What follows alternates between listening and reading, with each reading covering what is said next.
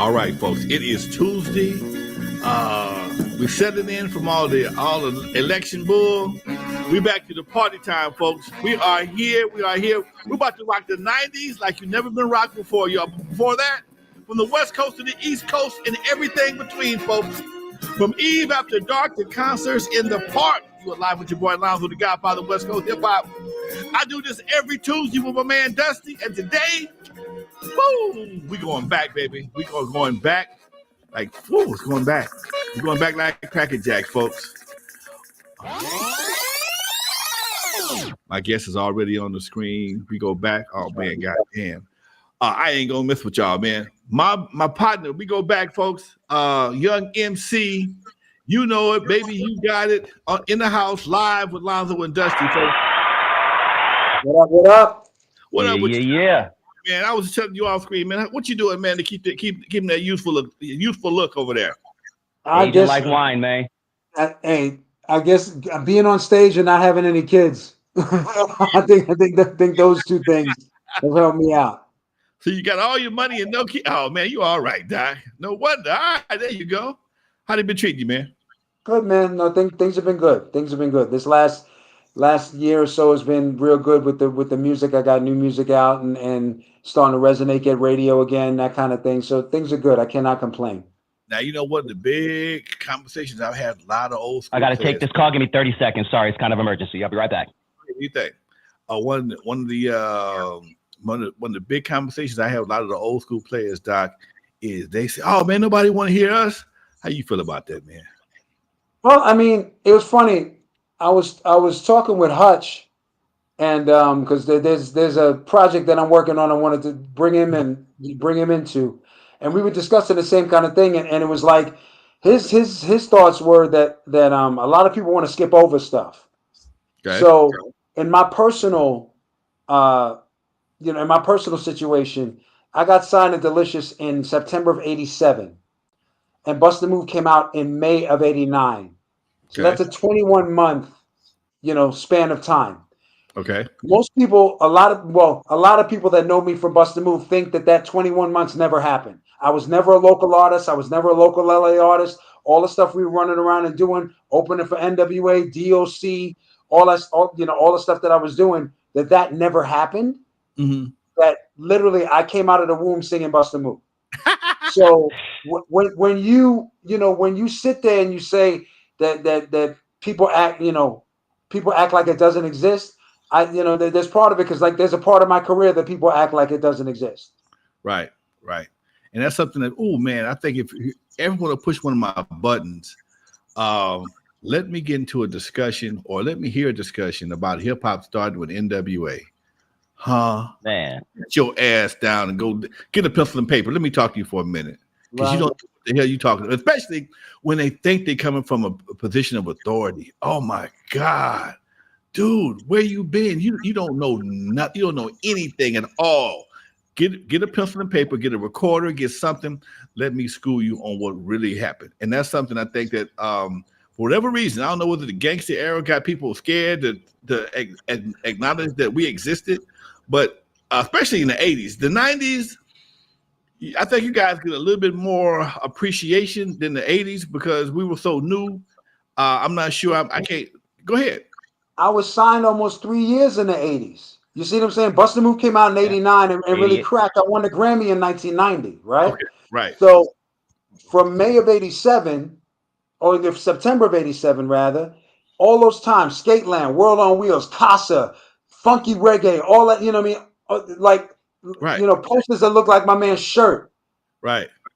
Those periods, people act like they just didn't exist. I'm talking to people like about groups from that day. And I talk to a lot of my friends and I ask them if they know who 783 is. And they have no idea who 783 is. Wow. You know what I'm saying? And if you were there, like you were, Lonzo, right? Even if you say, okay, I'm a fan of DJ Muggs, I'm a fan of Cypress Hill, right? And you don't know, you don't know where he came from. I knew exactly. I knew Sen as Mellow Ace's brother before there was a Cypress Hill. Right. I knew Muggs from 783. This is how I knew Tupac from digital. Right. That's how I knew these people. You know what I mean? So when things blow and you know and blow up and the recognition and all that, that previous time still existed. So me driving up the hill on Alvarado to get the Let 'Em Know remix placed, and me and Orlando coming down the hill, and literally we get to the first stoplight and they're playing the remix over the radio. Right. I cherish that. Those experiences help make me me. Man, So Busta Move comes out, and blows up. You know, I have something to kind of use as the foundation to say, okay, that's what helped make me a better artist and be able to negotiate that better. You know what, man? Like I said, you make giving me chills. Doc, coming down the hill off of Alvarado, even K-Day. You know, people don't. Right. People think K-Day was on Crenshaw. K-Day wasn't always on Crenshaw. K-Day was. If you had a bad transmission, you couldn't go to K-Day. Oh, forget it. Huh? I've never seen anybody push something up the hill. Well, what they would do if your car couldn't get up the hill, then somebody athletic would run up the hill with the record in their hand. Right. You know what I mean? But and you better have good brakes coming down, or you're gonna go right into traffic. Okay.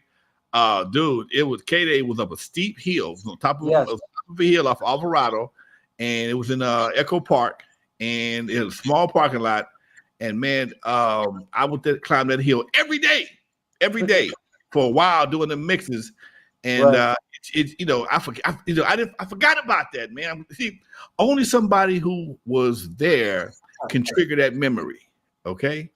And it was the same thing for us. When we would leave K-Day sometimes, man, we'd leave the studio, go straight to K-Day, give Greg a cassette, give one of them high bias cassettes.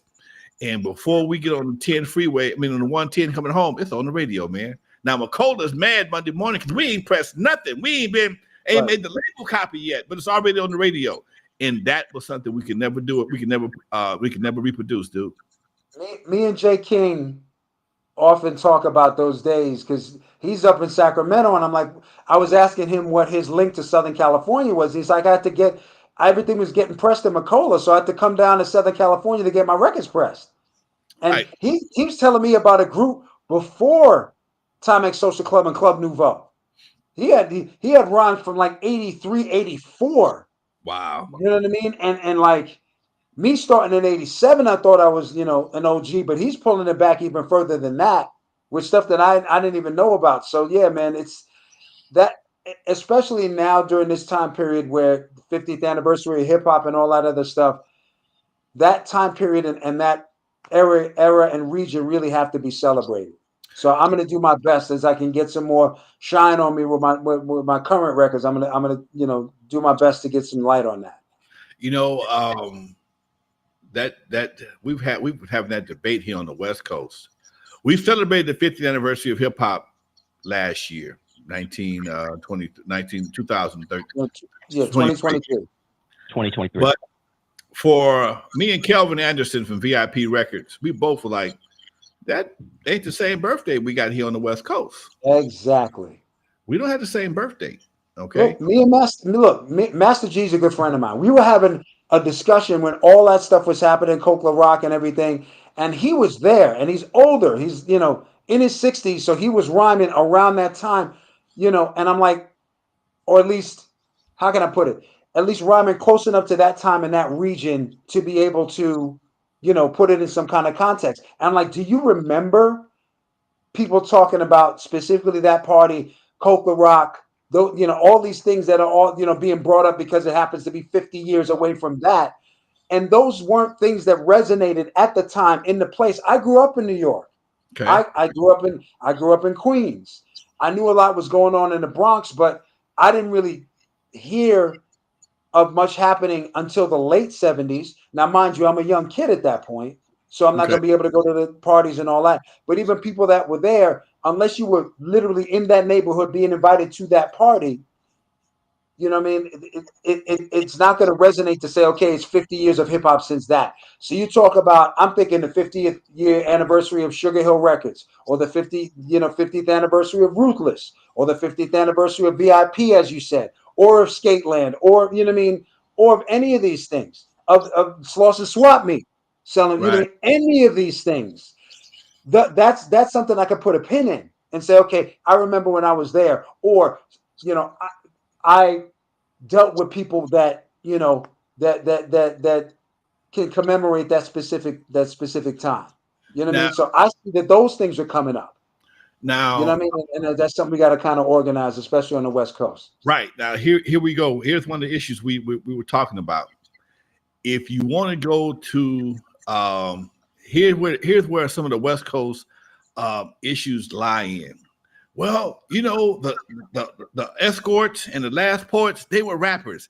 They weren't hip hop. They rap, but they were rapping about political stuff. Right. You ain't never played a last poets at nobody's party. Okay, come on, keep it 100.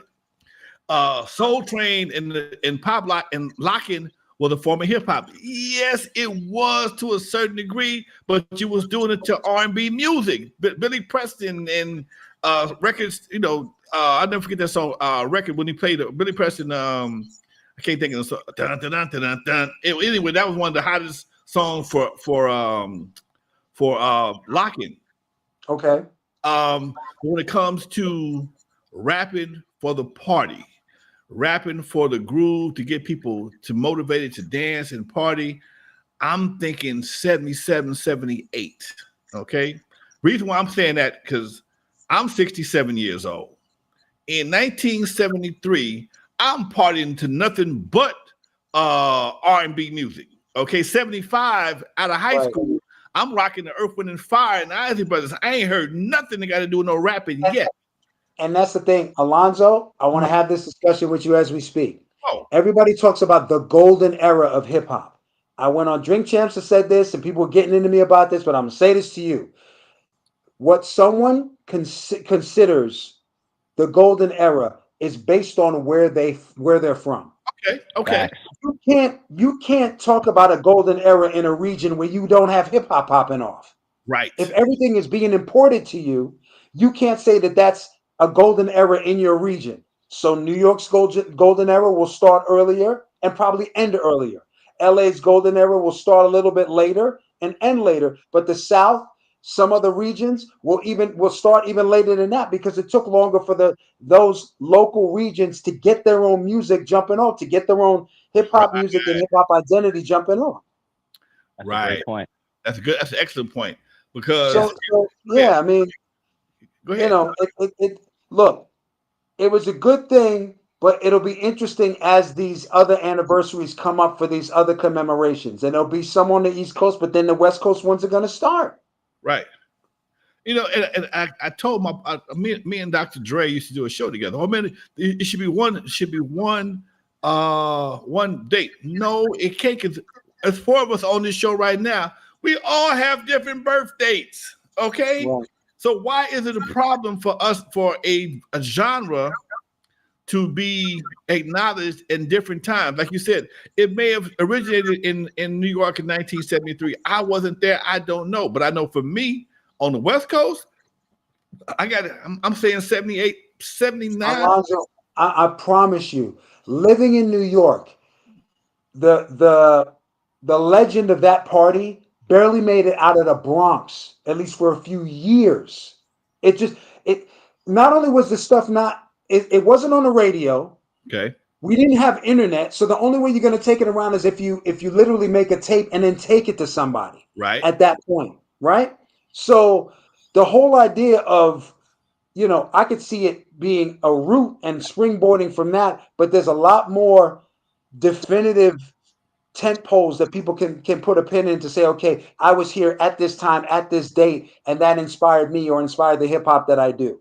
Okay. And I saw a lot on the East Coast and I saw a lot on the West Coast. And it's just, in order to make it more global, in order to make it more accepting, these other anniversaries are going to have to be commemorated. Okay. Yeah. When we did my first introduction to hip hop on the West Coast was with Curtis Blow's Christmas rapping. Okay. That was my first. And what year was that? About 70, 78. Was it 78? Yeah. Probably, yeah. Okay. And at 78, Christmas rapping was the hottest thing we had. And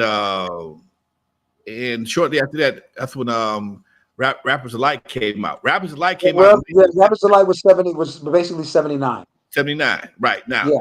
79, June 22nd, 1979, I opened my club Eve After Dark. Half of the records that was being played at Eve After Dark was disco records. Right. We had disco. I'm still playing the Casey and the Sunshine Band along with Parliament Funkadelic and Slave, and Zap hadn't even hit yet.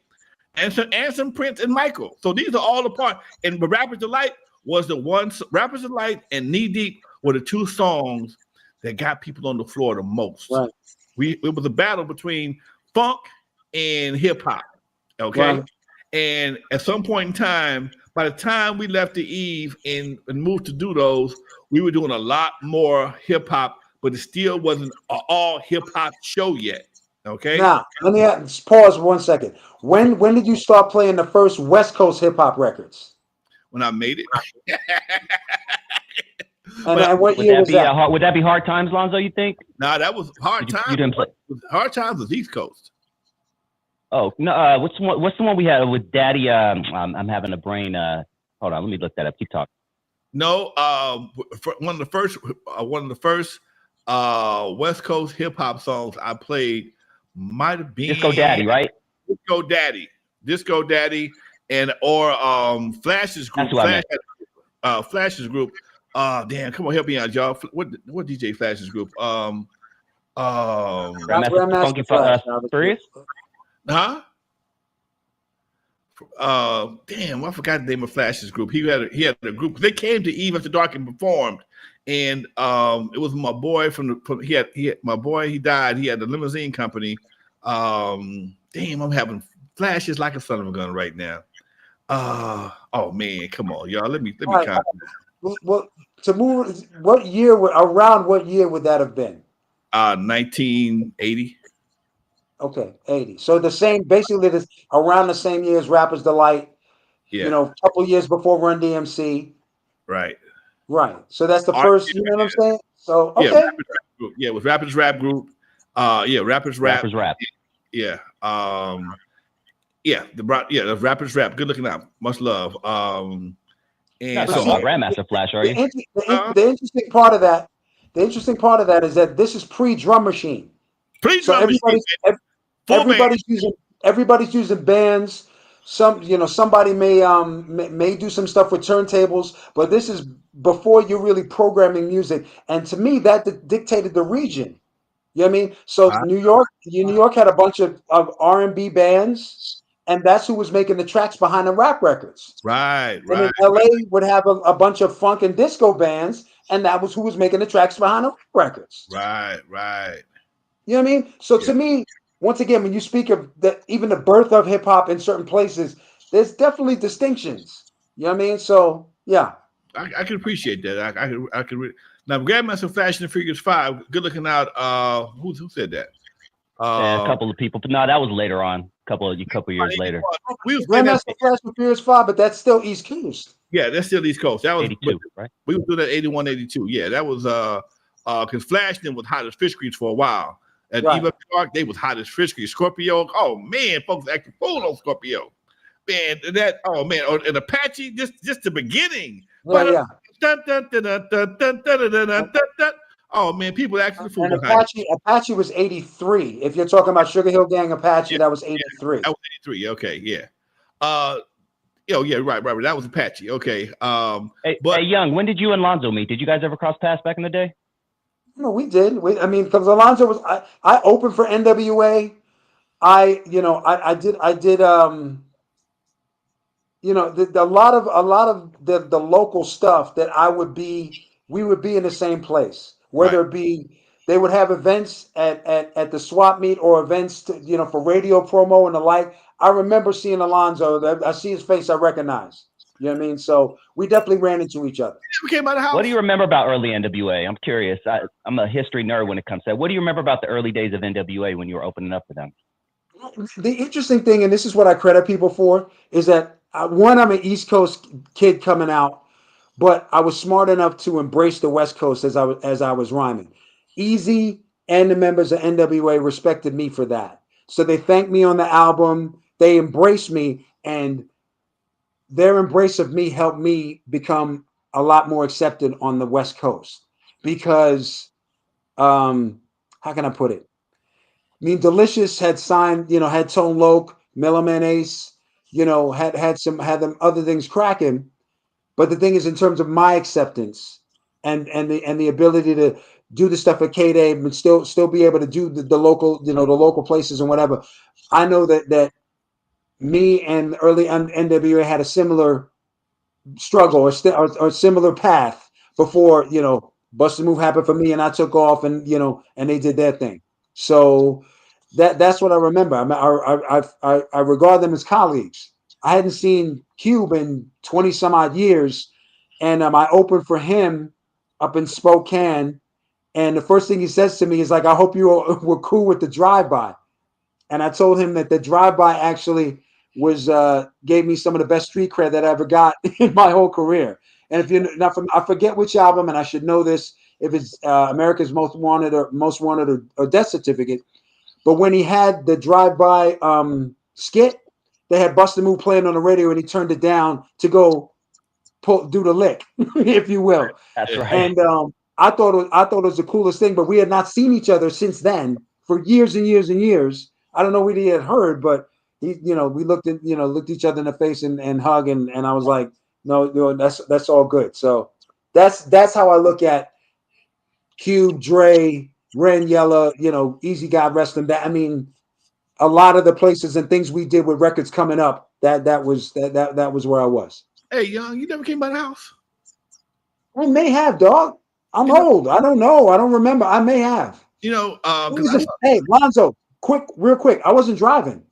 Orlando was driving me everywhere I was being driven. I didn't get my license until after my deal. I think I was in my early 20s when I got my license. Okay, all right. I had a college friend lend me his car to do my driver's test. Wow. Okay. Now, because I remember I was talking to Tone Loc at a friend of mine's, a mutual friend service, and he said, "Yeah, Lonzo, I was at your house with Rose and D and all of them because everybody from Delicious Vinyl would be around my house and rehearse."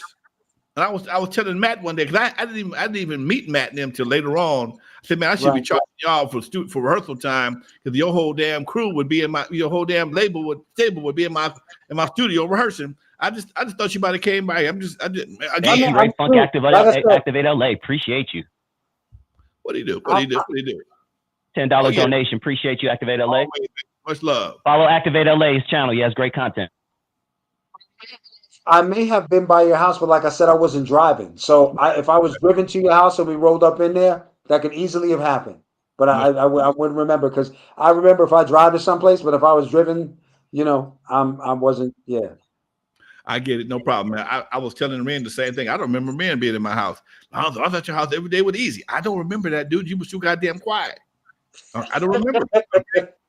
Yeah, man, I was there with Easy. You got a studio, you got a fish pond, you got this. He described my backyard to the T. I couldn't put you in it nowhere if I wanted to. But yeah, man, and it's really, you know what? Let me say something to you right quick. Yes, sir. For me, as an old school player, when I reach out for another old school player and they respond like they give a damn, man, I got to give you a shout out for that, dude, because I haven't talked to you in God knows how long. But when we made the connection, I lost your number. I just saved it. I erased it by mistake. My boy gave it back to me again, and I was trying to get you. I've been super busy. And you called me to remind me, hey, man, we're still doing the interview. I said, yes. You said, cool. I said, send me your email address. He sent it to me right away. And the communication, dude, I don't know if you realize or not, but doing these podcasts, working with guests can be one of the most things in the world. And it's really, for me, it's refreshing to work with another brother who understands, hey, man, let's communicate. We got these things on our hips. We got these things. We spent $1,000 for these damn things. Let's use them. And you use yours. I appreciate that, man. It's just showing you some old school love, Doc. And back at you. Look, man. Real talk. Like I said, that 21-month period, the older I get and the more I look back on my the more I look back on it, I really cherish that time. And you were a part of that time and also witnessed me during that time.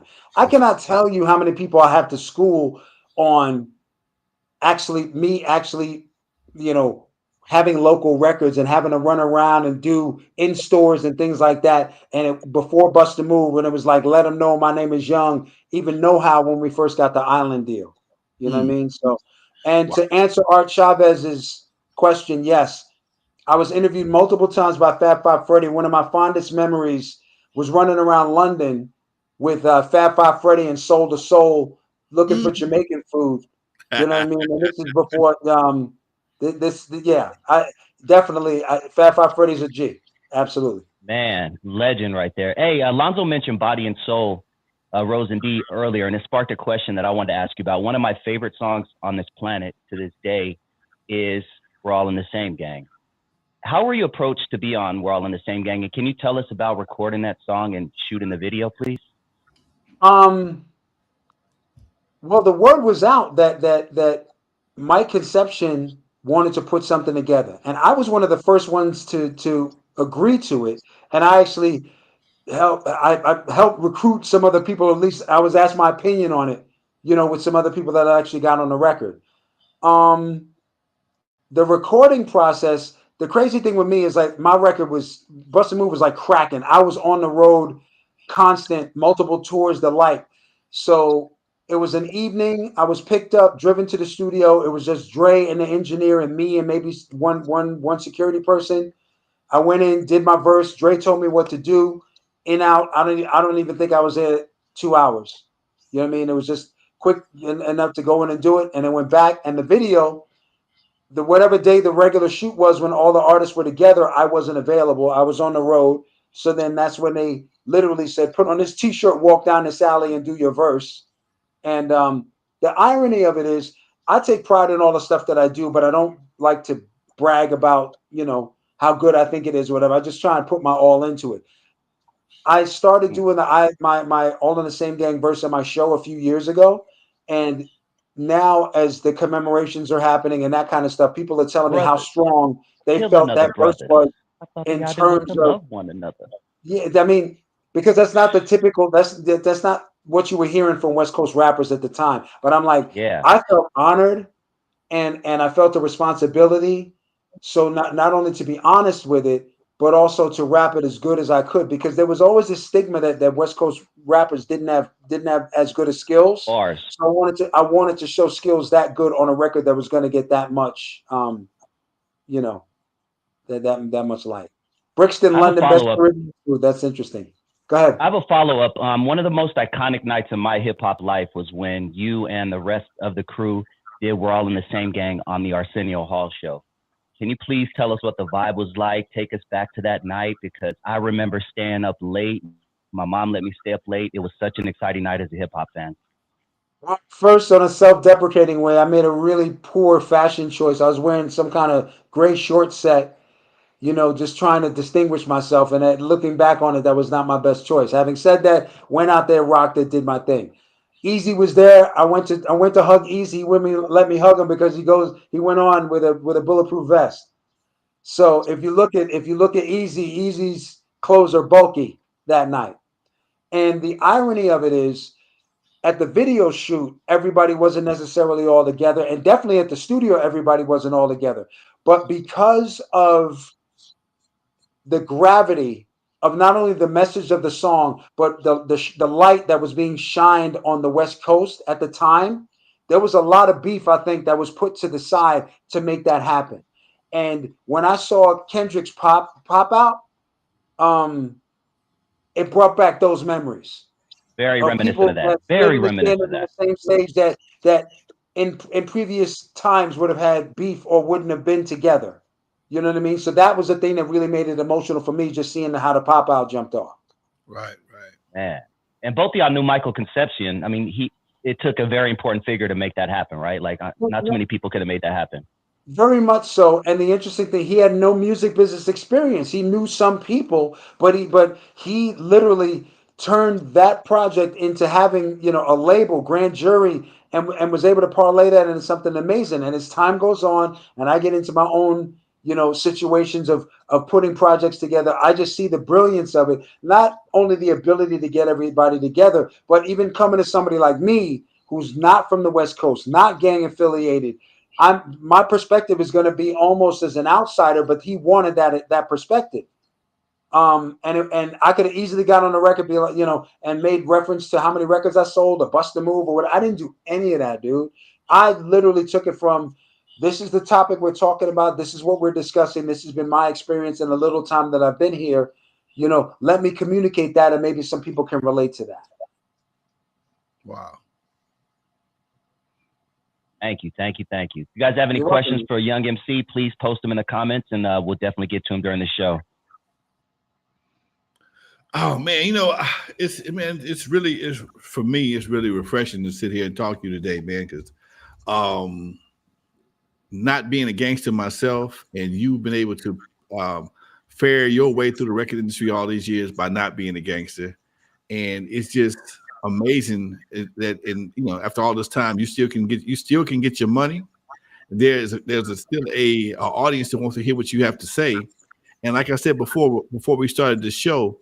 I talked to a lot of the old school players, and the first thing they come out their mouth, oh man, nobody want to hear no 60-year-old man rap. Wait a minute, your fans got old too, right? Your fans got old. They ain't all dead. You think they all? And it's dude. I'm looking at some Facebook pages and Instagram pages. You got guys they 65, 70 years old, still can dance their ass off. They're a little bit slower, but they still can dance their ass off. So for us, DMC, I just did a private with DMC like a month ago. He's up there rocking, doing his thing. Sugar Hill Gang goes out. Those guys in their 60s. Yes. You know what I mean? Yeah. I'm trying to figure out who put the age limit on hip hop. Who did that? Young people. Young people. Young people, they want to blame old people for not getting slots, for not getting their records played. I'm gonna tell you what Bernie Mac said. Fuck them kids. Okay? Fuck them. Because we paved the way for them. We're supposed to go sit in an old folks home and let you continue to ruin what we created. No. I ain't wrote a song in a while. Oh, actually, I'm lying. I write songs all the day. I ain't recorded nothing in a while. Okay. And it just and talking to Chuck D and some other folks, my boy from LA Dream Team, Snake Puppy got songs. I literally just did a show with them at Grant Park. The Grant Park show. Right. Yeah, had a long talk with them. Nucleus, you know what I'm saying? Just like these, they're definitely some older people that are still getting down, let alone the freestyle artists. And I'm trying to figure out who put the age limit on hip hop.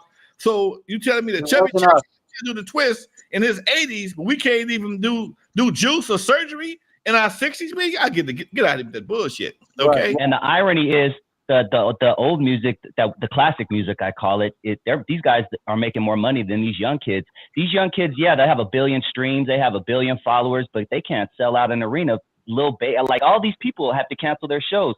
But you put a young MC in the audience, it's gonna sell. You put a Salt and Pepper, it's still gonna sell. You put you know what I'm saying?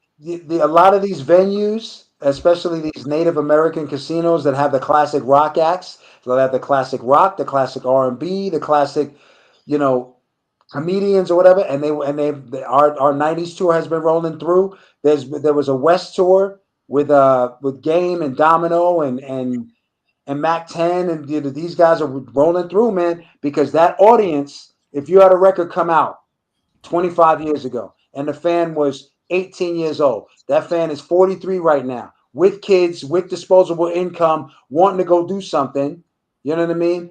They'll drive out to whatever venue, and especially if you have the artist stacked up like that, they'll come out to see it. Because I've been experiencing that with the 90s tour for the last 7 years. 8 years, really. We're 24, really since 2015, 2016. Okay. Yep. Shout out to Jaguar Ride in the building. Hey, there's something that we talk about often on this show, Young, and I would love your opinion on this. But, during the late 80s and going into the 90s, we went from a certain time where it was the house party generation, we call it. We had the Kwame's, the funky haircuts, the polka dot this, the bright clothes. We were dancing, having fun, going to bust a move. And then it transitioned into... Just pause for 1 second. You bring up house party, and I only bring this up because I got the text today. Shout out to Kid and Play. They just got inducted to the Berkeley Music Hip Hop Hall of Fame in Massachusetts, in Boston. And Okay. they I didn't even know that that existed, but that is such a huge thing, not only for them to be recognized, but for some of the like Berkeley. If you say what's the most prestigious music school in the country, music college, it would be Berkeley, and they got inducted into the Berkeley Hip Hop Hall of Fame. Wow. Legends, man. Shout out to Kid and Play. So I'm sorry. Go ahead and continue, man. Yeah, no, it's okay. Speaking of, yeah, bring that up. You know, we went from the Kid and Plays, the Kwame's, the Heavy D and the Boys, dancing, doing flips, and having fun. And then sometime in the early 90s, you know, we get into what we call the chronic era. You know, everybody's a gangster. Everybody's dressing baggy clothes. You know, can you talk about what your thoughts are on that transition from the fun time, good time going to everybody sitting just bopping and nodding their head and mad dogging everybody at parties? Dude, here's the thing. I was around N.W.A. before N.W.A. was known. And I was around Toddy T, Ice-T. I was hearing the precursor to gangster rap before Bust a Move came out.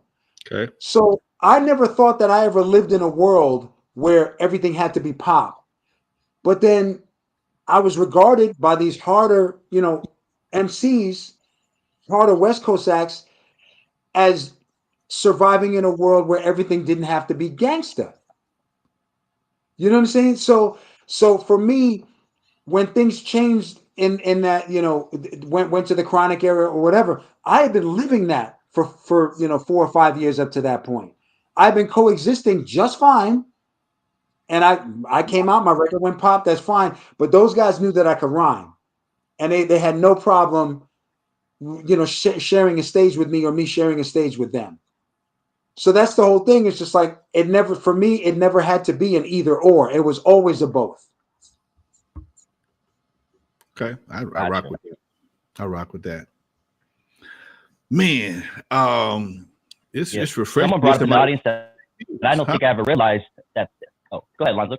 No, I'm just saying it's refreshing to hear somebody share your same your same views. That's all. Go ahead. No, yes, Derek Mallory said something in the audience that I didn't know. Flea of Red Hot Chili Peppers played bass on Bust a Move. Yes, he did. Ooh. How did that happen? Well, that's when Red Hot Chili Peppers was a local LA band, along with like Mama Stud and Fishbone. You know what I mean? Like but that's before they went national. And then Crystal Blake had sang the hook on it, and she was I want to say was singing background for Stevie Wonder. The interesting thing is just how the business was. Is a lot of that was like non-union session pay, right? So there's always been some crunchiness around that. And my thing is, I wasn't there for either one of those sessions. I literally went in, did my rhyme, came out, and then heard the record when it was mixed. So it's like it's amazing, just how things kind of progressed in that way. That is so dope. That's so dope. You won the first televised solo rap Grammy. Obviously, yes. Fresh Prince and Jazzy Jeff won the year before, but it wasn't televised because hip hop was still this, they didn't take us serious. But can you tell us about that time also? I was happy to be. A couple of things. I was happy to be recognized. But it's like people were looking at hip hop at that time or looking at me like I was representing the new disco, that it was going to go away at some point, soon. And I just looked at it like I wanted to be the best representative that I could be. I remember the next morning, I've said this previously, but the morning after I won, I went down in a suit jacket to do interviews because they have a post interview, a post Grammy thing the next day. And a woman looked at me and asked me, she thought that I'd have my Grammy around my neck on a chain, because that's how that's what she considered hip hop, hip hop artists to kind of roll like. So I'm dealing with that kind of ignorance, if you will, and still trying to do my thing and make my music. Wow. And this when you say things like that, did you think we'd be here in 2024? Did you think hip hop will still be here? Oh no, I thought hip hop would be here. I didn't know if Go I ahead, would Lonzo. be here doing what Sorry, I'm my doing. echo is horrible on my end. My bad. No problem. No problem. Go ahead, do your thing. No, I mean, I thought I would. I thought hip hop would be here. I didn't know I would be here. I didn't think I'd still be putting out music. But I'm like as motivated as I have felt in ages. So I mean, it doesn't surprise me. I'm just happy. I'm just happy that the music is around still, and that we have the opportunity to make the music that we really want to make. Mm. All right, go ahead, Dusty. You have new music. You mentioned that a few times. Yeah, Talk to us I about some mean, of your new music, man. well, what it is that '90s tour. All right, when I'm in the days that I'm running around with Lonzo, you make the record, you put it in the studio, and then you see what it sounds like on stage. And then hopefully you get good enough with it on stage where it's comfortable for you on stage. But you don't know what it's going to sound like on stage until you've recorded it and rehearsed it and practiced it and all this other stuff. Me being on this '90s tour since 2016, I've been on stage so much, being able to see crowd reaction, where to do call and response, all these things, even production wise, what sounds good in the subwoofers in a 5,000 seat arena, or 5,000 seat venue. All those things, because obviously people want to hear me do Bust a Move. That's fine. And I'll, some shows I do know how and some of the older stuff. But I usually have about 10 minutes where I can do what I want. 7 to 10, 5 to 10, whatever. I can do a couple of songs of whatever I want. Most of the time will be other stuff later on in my career that I'm really comfortable performing. But then it got to the point where it's like, okay, I'm approaching everything musically from a stage perspective. What if I go into the studio with a stage perspective and I literally write the songs with the stage in mind? And I started doing that. And then with downtime during COVID, I, was able to conceive of an AI character and had the AI character, put into my music as a label tag and a mascot. And I've been able to make song after song and get better. And it has been a great, a great journey this year in 2024, and I'm looking to continue it in 2025. So my first single was Loose, put that out in the summer. Now I have a song called Fun Part. So if you look for that, both of those are online. All the DSPs, whatever, anywhere you get your music, you can find those. And to me, I feel like I'm at my best. And the stuff that I have coming out, even more so that I'm gonna, there's my next single I'm gonna break in the UK first because it's an homage to a record that's been a record of mine that's been big over there. So it's like I feel good that I still have the skill to do this, but I have the knowledge of the business to kind of take advantage of it as much as I can. That's what I'm talking about. Now I got a question for you. Yes, sir. You control your publishing? Yeah, I mean, yes. I mean, my first record deal, I didn't. First record deal, you got to sign that away. Right. So that's been that's just part of the journey. But to answer your question at this point, post reversion, yes. Okay, cool. That's what I'm talking about. All right, go ahead, Dusty. That's what's up. Yeah. Someone wants to know, have you toured lately outside the U.S. and how popular are other countries into the old school artists? Oh no, other countries are very popular. I know there's been calls to go to Australia. We're just trying to work the deal out. Like I said, that there's definitely a fan base in the UK. The Sugar Hill Gang go over. They're in Europe a lot. Coolio, God rest him, would be in Europe a lot. I take the tack that I'm not going to go over just for one or two shows. That if I'm going to go out of the country, then I'm going to go to do a tour. That I'm not going to fly 16, 18 hours to do one show or two shows. That if we're going to have 35, 36 hours of round trip flights, then I want to have at least 4 or 5 shows. Not only that financially it makes sense, but if I'm going to make that one big long flight, then I'm going to want to take some local trips to play in some different some different areas overseas. So ideally, I'm hoping to do more of that in next year and beyond. Okay. Nice, dude. Hey, can you take us back to performing at Skateland and World on Wheels? What was the vibe like? And you're a cat from New York, so what were your thoughts? And you see these dudes in red and blue and gangbang and stuff like that. That's the thing. One of the places I went, the girl I was dating put me in a red Fila suit, which was not smart because it was not it was not the place for me to wear them. And I did not know this being an East Coast dude. Luckily, I got out safe and all that. But I can't remember what venue it is, so I'm not going to put a name on it. But it's one of our, classic venues. Huge crowd area, like / dance floor. Everybody's going through metal detectors at the start. Something breaks out. Club owner starts running around, or venue owner runs around, or pulls out a nickel plated 45, puts it to this kid. Kid gets on his knees. The room stops. And being a kid from the East Coast and not seeing a lot of crazy stuff, seeing that was like a trip, number one. But number two, it just kind of showed me like where I was and what was going on. So as I would hear the stories that N.W.A would tell, and Toddy T would talk about the Batarang, and Ice T would talk about 6 a.m, it gave it context to me. Yeah, this was a nice comment. I got to read it. It says, Activate LA says, man, I used to dance my ass off to this man's music back in the K-Day days. I was a kid and collected and sold cans to buy his cassette at the swap meet. Thanks, OG. How does that feel, man? Like 20, you know what I'm saying? 30, 40, whatever years later. How do things like that feel to you? Well, it's a great feeling, because you got to remember, it's during a time when nobody had cell phones. Cell phones are bigger than your computer. They're big as a briefcase.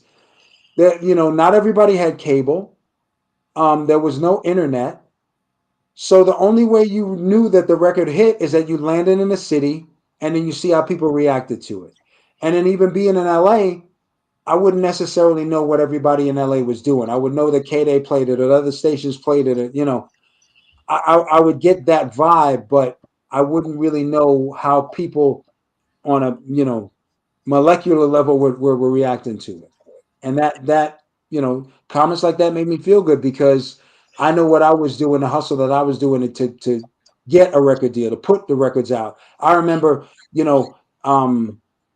getting broken cassettes and fixing broken cassettes so I could have cassettes to make mixtape on.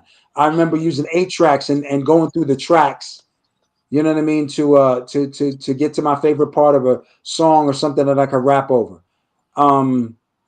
Yeah, it just, all of that stuff, man. All of that stuff, it means a lot, because I know what it took for me to develop as an artist, and the fact that people were listening and they would go through selling cans to even get my record is like, it's an amazing thing.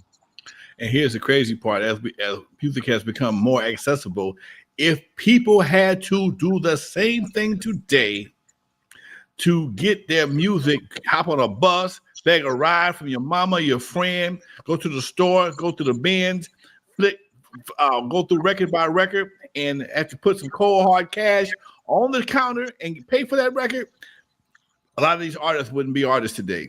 They would be picking up. I know. I look back on it.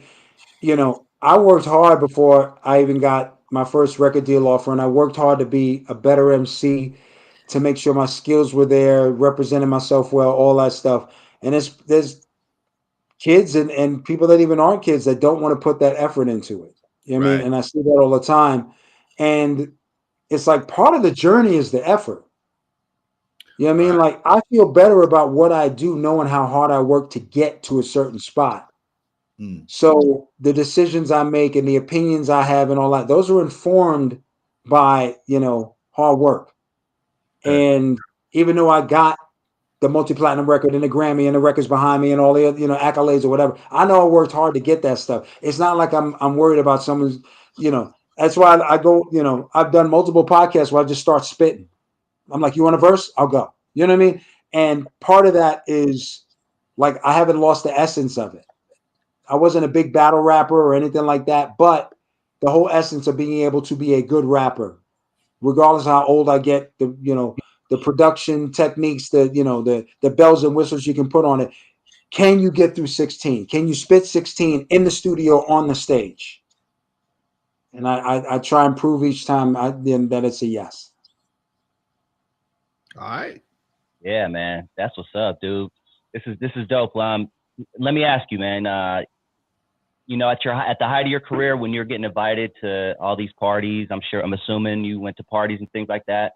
Did you ever run into any Diddy parties or anything like that? That was, I mean, Any no, weird that was stuff? before my time. But I will say that I live by the um the Denzel code of Get out you know, before. Leave before shit get goes out, down. get out before midnight or get out before 2 or whatever. Things start slowing down. People start looking around at each other, and there's nothing really else to jump off. Either happy birthday has been said or the toast have been made, and you got something to do tomorrow. Get out. Yeah. Because nothing's good is going to happen when you hang out. So that's always been. Plus the fact that if somebody's got beef, that'll be the time they get to go home and then come back looking for something. Right. So I just made sure that I just made sure I got out.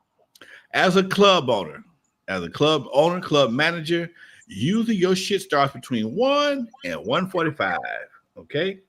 Between 1 and 1:45, maybe 2:15, because sometimes people they'll argue for 25 or 30 minutes, all the grumbling, and by the time the club is actually closed and you're walking out the door, that's when the dumb shit happens, especially in the summertime. Because it's cold, it's warmer outside, and people tend to hang out longer. In wintertime, it's pretty much about 1:45. Summertime, about 2:00, because folks is hanging in the park. They going in the parking lot pimping, and that's when the shit jumps off. I've had my car blocked a couple times till 4 or 5 in the morning because of the damn shooting or whatever. Been there, done that. Hey, and Lonzo, you even mentioned in the past that a lot of it depends on the music you play at certain times. Bust a move, you play Bust a Move, ain't nobody gonna be trying to whoop each other's ass. They too busy dancing, trying to holler at girls, you know? They're gonna try to bust a move on this female over here, okay? Well, let me ask you this, Lonzo, being a West Coast club owner. I heard, and this was something I've heard later in my life and career, that there were certain records that East Coast guys or a lot of clubs would not play. A lot of Onyx stuff, Annie Up, MOP, certain stuff that whether I it would be say as a person who frequented clubs in the 90s, that's true. That we So didn't. like- I heard MOP on the after hours, shows. I heard Onyx on the after hours stuff. Yeah, you're right about that. Yes. But that was new to me because those are records I like and whatever. But I'm not going to go and get on the floor and start swinging. And this is before anybody ever thought about making a record called "Tear the Club Up." You know what I'm saying? But literally that there was records that you would not play because you were worried about what would happen, whether it be from the lyric content, what certain affiliated people would take it as, or whatever. Were there records, Alonzo, that you would not play in your club? West Coast records. I did not play at certain times. Okay. Certain times after about 1:50, 1 o'clock, right around 1 o'clock and last call, I start softening it up. I make my DJ soften up. If I'm the DJ, I start to soften it up because I did a personal experiment and I noticed every time we went out on some gangster shit in the parking lot, gangster shit continued. Wow. If you play something like Arrested Development or Isley Brothers, they sang their asses right to their cars, and all we had was a little parking lot pimping problem. But usually, if the music is aggressive and the Hennessy is wearing off or it's still kicked in, because what happens is about 1 o'clock, you got a lot of cats who want to get that last drink in, because some guys, either I ain't driving or I just want to get that last drink in before I leave here, and they'll rush the bar for last call. And they still feeling pretty good about 1:30, 1:45. When you shut the club down at 1:30, all that energy and that vibe and that anger and that angst is all built up. Now I got to go start some shit. But if you take that same guy and put on some Isley Brothers or something that can groove, they'll sing their ass over to the car, trying to hit on the girl he ain't got no business trying to do, and usually it'll dissipate a lot faster. Been there, done that, got the t-shirt, did the experiment myself. And it changed my whole club vibe completely. I told if I'm DJing or one of my DJs are playing, no gangster rap past 1 o'clock. That's fascinating. That's just fascinating to me. It makes total sense. Now, mind you, I'm the guy. Even if I'm performing, I'm gonna be home by 1 o'clock. But that's fascinating to hear you say that. Yeah. No gangster rap after 1 o'clock, dude, because it pipes up people too much. It cranks. And I've had club owners. I had partners who work for club owners, and the guy's playing so much gangster rap. You can see it, one more record is like shaking a bottle. Keep on, you're gonna pop this top in a minute, Doc. Keep on, you're gonna pop this top. Man, bring these fools down. They too amped up. Bring them down. Music has that power, man, and that's the problem with a lot of people, DJs, rappers, producers. They don't understand the true power of music. They think it's just entertainment. Nah, man, it's bigger than entertainment, dude. It's a spell, man. It could be a spell. It's the most powerful. No, it is very powerful. And the thing, what I've learned, and to take you a little bit behind the curtain, why I make happy music and why I make fun music and dance music and the things that I do, is that I know for me, when I'm listening to music, I look at it as something as an escape. I don't necessarily want to take, my stresses and my problems and put them in my music when people are looking at my music as an escape. You know what I mean? So I've always been like that. Like, give me 3 minutes and I'll make you feel better at the end of the 3 than you did before the beginning of the 3. And that's what I wanted. That's always what I wanted to do with my stuff. One of my guys is on the chat room to ask me a question. What the song was playing when the guy told his partner to hold his teeth while he had fought this guy. I think it was Up in the Club. Okay, either Up in the Club or What Would You Do? Okay, What Would You Do? Dog Pound is a very aggressive song. That Summer Gun, it just makes you okay. And a fight, we had a fight in the club, and homeboy, the first thing he says, "Hold my teeth. I don't break my new teeth." Okay. True story. Hey man, before what would you do? Before we go any further, that's an up-tempo record. So you're not going to mix that with a lot of gangster stuff. You can mix that in between. You can mix that in between some up-tempo, some Parliament, or something like that. Right.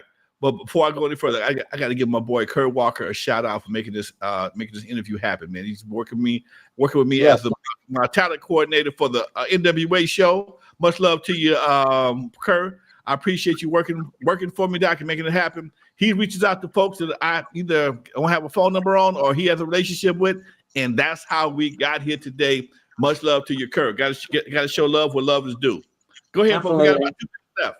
Yep. Shout out to Kurt, and also he reached out to me on my Instagram. So anybody looking, please follow me on Instagram, YoungMC89. I'm just starting out in terms of getting my followers up, but I definitely want to make that happen. So YoungMC89. That works all day. Thank you so much for joining us, and once again, thank you for your contribution. And not only that, a positive contribution. If I got more questions, I'm here. You know? Right. Shit, we good. Lonzo, how you feeling? I got about 3 more minutes. I got another call I got to take at 7 o'clock. They still looking for me, calling me all day. I done hit them up 2 times. But yes, go ahead, do your thing, Dusty. Yeah, man. Okay, so everybody's asking the obvious about you writing for Tone Loc. Can you just talk to us about the Funky Cole Medina and that whole time? Because that was a fun time of my life too, as well. Wild Thing, all that whole time. It was. I mean, I was given the track. They had given Tone the track to write something for Wild Thing, and it was just a little too raunchy for what they wanted to do because they were really shooting to get radio with it. So I did, wrote 4 verses for Wild Thing, and they 3 verses made the final cut. I wrote 4 verses for Funky Cole Medina, and about 2.5 made the final cut on that. And those records went on to be classics. And what I will say is that I got an opportunity to watch Tone Loc as the records crossed over, as he was able to ride that wave. So when Busted Move started taking off, I was able to really, pick moments out of what Tone was doing and be able to make the best out of it for me. So that's what I really remember about those times. Once again, that's during that 21-month period before Busted Move hit, that I was just, the guy that wrote Tone Loc songs was still a local LA artist. And once again, help develop me, help make me better, help, kind of, build a spine for what I'm doing now. All right, folks. Hey, we got about 30 seconds left, Dusty. I got to get ready to do another call. But folks, man, it's a pleasure. Thank you so much, Young. It's a true pleasure, Doc. It's been a true pleasure reconnecting with you after all these years, man. I'm glad to see you looking good, sounding good, and still doing your thing, Doc. That is man. I will hit you up, Alonzo. Great to meet you, Dusty. Much love. Much love, brother. We just kicked it live with Young MC right here. I think my screen is frozen, but my voice is still thawed out, and we still making it happen, folks. In the meantime, before we get up out of here, I got to do it like this, y'all.